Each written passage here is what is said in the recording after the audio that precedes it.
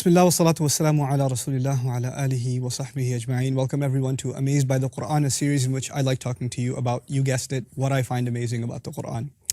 Today I'm going to compare two ayat with you. Those ayat, one belongs to Surah Al-Baqarah and the other belongs to Surah Ali Imran. Again, very, very similar ayat. Let me read them off to you so you appreciate what's going on here. Al-haqqu min rabbik, the truth comes from your Rabb, from your master. فَلَا تَكُونَنَّ مِنَ الْمُمْتَرِينَ, don't you dare become among those who fall into doubt. The other, Al-haqqu min rabbik, the truth comes from your master. فَلَا تَكُن مِنَ الْمُمْتَرِينَ, don't become from those who fall into doubt. So one says, don't you dare fall into doubt, and the other says, don't fall into doubt. Seems like in one, there's a higher likelihood of doubt, there's a greater threat of doubt, and so the Prophet is being told, don't you dare fall into doubt. By the way, let me talk to you a little bit about the word doubt here. The Quran uses raib for doubt, shak for doubt, mirya for doubt, okay? Marj for doubt. So we're going to use the word mirya here because the word is mumtareen in the ayah. Let me explain what that particular word means. It means that you have a position that you're convinced of, but through somebody's counter arguments and somebody's attacks on your position, your foundation, your core foundation is starting to shake and you're starting to doubt yourself. Okay, that kind of a doubt is called a mirya. So don't become of those who loses their foundation and starts doubting the basis on which they believe. Okay, that's what the Prophet is being told. Now, what is the comparison between these two? Baqarah, the ayah actually belongs to the passage where the direction of Muslim prayer changed from Jerusalem to Kaaba, to Mecca. And when that direction changed, the scholarly members of the Jewish community critiqued the Muslims about how that's ridiculous, how Mecca has no sacred value. Historically, the sacred house is Jerusalem.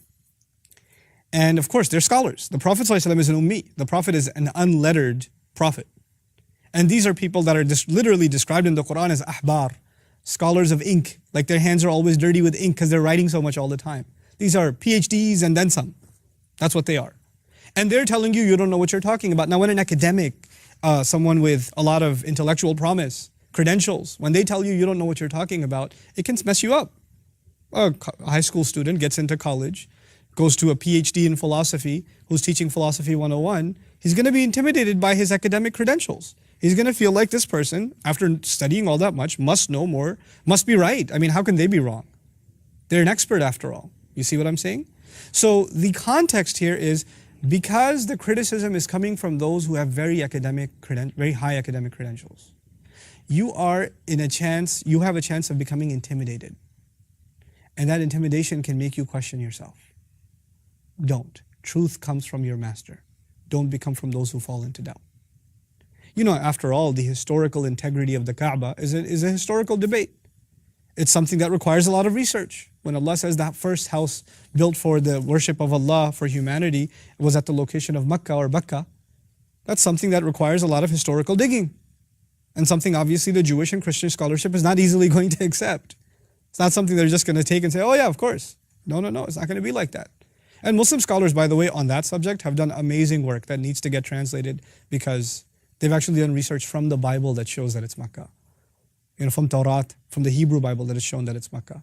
Inshallah, one day we'll get to that.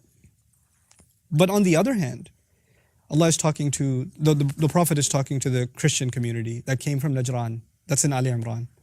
And they're talking about how Jesus is the Son of God. This is not an academic complexity. Truth is from your Lord, don't be in doubt. Don't you dare fall into doubt. There's no threat here. Just don't be doubtful. They might come up with some philosophical arguments justifying, their faith, but there's nothing big here. There's no real threat here. Nothing to be intimidated by here. Just stick to the truth. Just stick with the truth. So when you're being, the lesson drawn for you and me, of course, is that there are two kinds of doubt. There's emotional doubt and there's intellectual doubt.